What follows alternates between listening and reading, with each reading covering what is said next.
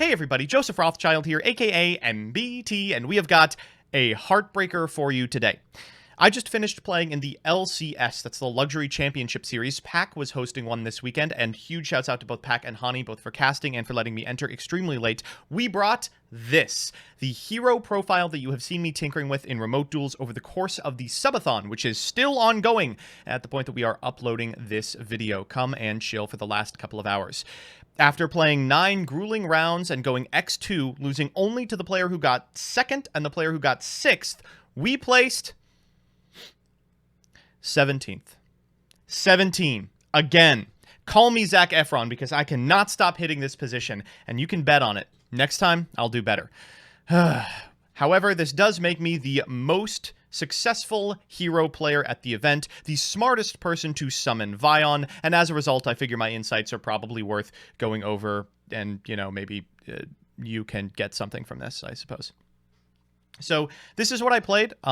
We refined it for a meta that we were expecting a lot of people playing, like Baroness de Fleur exactly, and hopefully that'll come out a little bit in the individual card choices. But just for heroes, we've got 1 copy of Denier, 1 copy of Dynatag, 2 copies of Malicious, 1 Plasma, 1 Honest Neos, 1 Liquid Soldier, double Shadow Mist, Stratos, a Dusted Gold, triple Ferris, double Increase, and double Vion. A couple of things going on here. Number 1, Dynatag. This is a little bit of a sussy baka. This card is not fantastic. It's used to make Destiny hero Dystopia back in the day. Now, it still serves a similar purpose. You basically need to be playing 4 Destiny heroes in order to hit the thresholds on, like, Fusion Destinies and going through the course of a combo that includes a Plasma. Dynatag, I think, is the one that I want to be playing, but this easily could be Draw Hand. There were scenarios in which I was like, oh god, if I just had another 4, or a guy who reborned himself for a Dark Law activation, I could keep everything on field. There also were scenarios in which I was like, the fact that I am playing Dynatag is winning me this game. So your mileage may vary. This is a consideration you can absolutely tinker with. Double Increase, of course, is not standard. Most people play 1, but I don't think that it is worth bricking, I don't think that it is worth not seeing the increase in the interest of not bricking. You are sending cards from your hand to the graveyard for Ferris anyway. Extra heroes are always good. It's a dark, so in a pinch, you might like normal summon it in hands that don't use your normal summons. You can have a target for Mask Change. It's not that terrible to draw, and I think it is so absolutely important to find it over the course of your combo, and I fear God that I did include 2 copies. Double Vion. I know some people are, like, enamored with triple Vion. I think that's kind of cope. Personally, I don't think that Vion is a particularly good normal summon. Obviously, it's extremely powerful, but you want to be summoning it off of your increase, and pretty much any hand is going to get to that position anyway if you're playing it correctly. So you don't want to, like, normal a Vion and then later have access to a Vion, and it's nothing but material. It's much better if it also searches by sending a Shadow Mist. So that's it for the monsters. For the spells, we've got a Hero Lives. Obviously, we've got Dark Calling. I much prefer this over the Miracle Fusion line. I find a space in the extra extremely tight, and I don't like to dedicate a lot of spots to the weird elemental hero fusions like Ab-Zero, which I don't think does a lot for this deck anyway. Dark Calling is just a way to be like, okay, like, this is the turn, we're going to go for it, and clear the entire field. There were also a lot of scenarios in which my opponents had to do crazy things to get rid of Malicious Bane. The card is just kind of a jerk.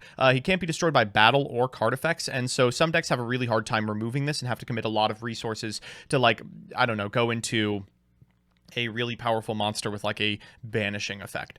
We've got 3 copies of Forbidden Chalice. This was far and away the best card in the deck. I would not have played this deck without it. It's fantastic going first because you can set it and it's just infinite impermanence. It's fantastic going second because you can trade it for, like, a Baroness de Fleur, and usually, like, if you're activating a monster effect and then they, like, Baroness and have other monster negates on your field, you can Forbidden Chalice, and then, like, Appaloosa can't respond to that, right? So you are going to be able to resolve your original monster's effect. It really punishes people who mismanage. It also has some applications in the damage step, which is hilarious. Really, really good card.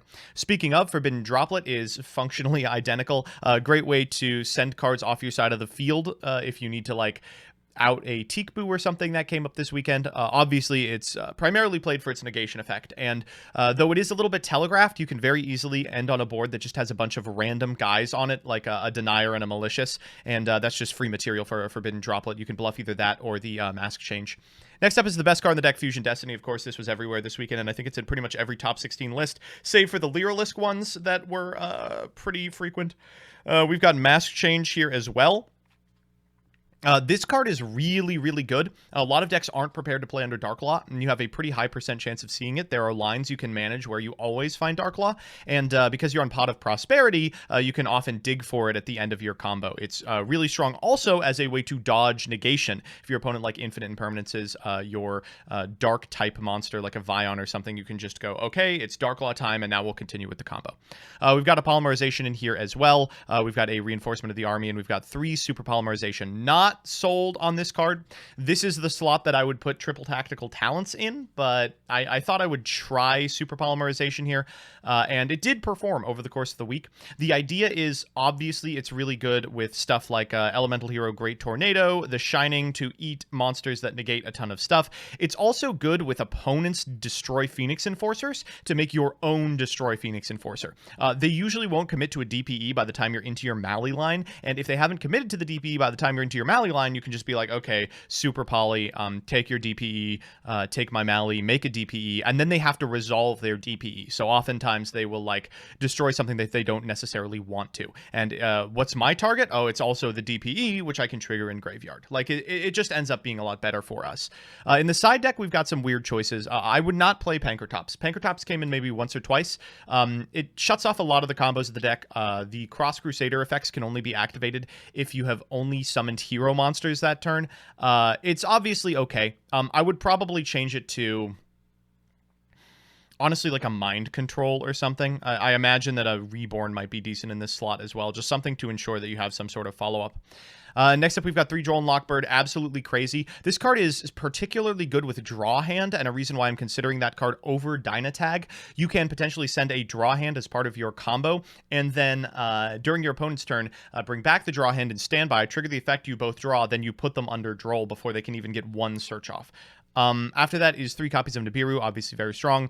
Harpies, Twin Twister, evenly matched. I played these because at the 11th hour, I kept losing to idiots on Dueling Book Ladder playing Eldritch, and I resolved not to do that. And thankfully that came in very handy because the big breakout deck of this format was Invoked DPE, and these cards are all pretty good against that. And finally, there is this card in the format that just reads Win the Game, and I figured I probably had to play it. Easy to find this card because we're playing Pot of Prosperity. In the extra, we have Destiny Hero Dangerous, Destroyer Phoenix Enforcer, and Destiny Hero Dystopia. These are our D heroes. You have to play all 3, in my opinion. DPE, of course, is absolutely essential. If you're not Fusion Destinying into this monster, however, you can very easily get to it by using Denier and Malicious. You can add a Denier to a hand mid-combo, then go for a Malicious, Poly, and then you can continue extending with a DPE on your side of the field. This card not only does so much for the deck in terms of, you know, providing it a coherent end boss, even on reduced game states, it also gives it a play around Nibiru, because in the old days, if they Nibiru'd you, your end board was a rock. But now, if you hold Destroyer Phoenix Enforcer, they Nibiru you at end of main, you can chain Destroyer Phoenix Enforcer, you get at least the DPE back next turn, which is often enough to beat your opponents. There are some decks that just can't beat this card once it is on field. Dangerous is in here so that you can send a Destiny Hero and a Shadow Mist to the graveyard for hands where you are lacking maybe a starter. And Dystopia is in here for hands where you can perform your full combo and have Fusion Destiny. So we have 4 D heroes in here, Malicious, Denier, Dynatag, and Plasma. Dystopia is kind of like a Trident, and it burns. It's relevant for time sometimes. Not for this tournament because they used turns, but in normal Yu-Gi-Oh! It would be. What you can do here is make DPE over the course of your combo, and then once you Denier to tuck the Malicious back into your deck, fire off a Fusion Destiny, sending this time the Dynatag and the second Malicious in order to go into Dystopia. It just means your high roll hands have a much higher ceiling. And of course, there are scenarios where this matters as well. It is a super poly target. If you have a Destiny hero like Denier instead of a Destiny hero like Malicious at your disposal and can't turn your opponent's DPE into a DPE, instead you have to turn it into like a Dystopia. That's actually a really terrible example because that still makes DPE, but you know what I'm talking about. We've got Elemental Hero Great Tornado. This is a super poly target for wind monsters. Difficult to get the Elemental Hero on your side of the field, but over the course of your combo, you're going to find a Stratos, and your opponent is not going to interact with your Stratos. That's just how it works. Same with the Shining. The Shining actually has a pretty relevant second effect. You can target target banished elemental hero monsters after it's sent to the graveyard and put them back into your hand occasionally comes up because the best target to banish with Vion is the Shadow Mist, and as a result, you can maybe start looping that a little bit if this card goes to the graveyard. Next up is Malicious Bane. This is a really powerful card, and I would really argue for people to consider this over Sunriser. They both kind of serve the same purpose, but this card is so much less resource intensive in the extra deck, where I think it matters most, and you can find it off of a monster search, which the deck has a ton of. You don't have to like waste your polymerization on the Sunriser because you want to be using the poly for the DPE. We've got a Masked Hero Blast in here. This is just here so that Mask Change can flip into a Stratos and prevent it from being negated. We've got double Darklaw. This is because we have a line that has the ability to reset. We have an Adoration. This is important for corner cases. There's just a lot of scenarios in which you like can OTK your opponent with a super polymerization, but you don't have like the requisite materials on board to make like a very specific fusion. You have a poly and your opponent has outed your board in a way that like it doesn't really make sense to do anything else. Your opponent has a huge attack monster and your DP isn't decreasing it by enough. You know, there are corner cases. I would probably not cut this card. Predaplant Verite Anaconda is kind of a last resort sort of play, but does work. Double Cross Crusader I think is pretty standard. I would not go down to one. I banished one frequently off Pot of Prosperity, and it cost me dearly in some of these games. Dread Decimator, of course, is extremely powerful. Really good at getting OTKs through, and also really good at both turning on Dystopia and making your Destroyer Phoenix Enforcers extremely high impact. They can like attack for lethal, and your opponent's monsters have like 0 attack because of the DPE effect. And finally, Wonder Driver. So Wonder Driver might be cope. It's part of an extended line that gets you 2 Darklaw with a reset Mask Change that can activate and go into the second Darklaw. This never came up for me. I would consider taking this card specifically out, maybe for another generic, something like Verite Anaconda, maybe like an access code talker that we can go into. Maybe for another super poly target, Escuriado was something that I considered and cut at the last minute because I figured in any scenario where we're super polying a dark monster, it's probably a DPE anyway, or we can go into a dangerous, and maybe a Mud Dragon, just like a generic all-round super poly target that might be better. But for the time being, I do like this line decently, but it loses a lot of its potency without the like acid line that blows up back row. So all in all, that's the list. I feel really good about it. I think there is a lot of room for innovation moving forward.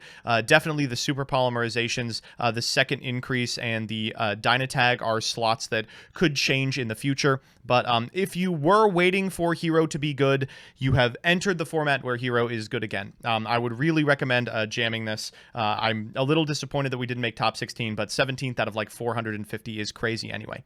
And finally, please come to the subathon. We are still rolling. As you can see, we've got 5 hours left, and hopefully by the time you watch this, we will still have some more time going.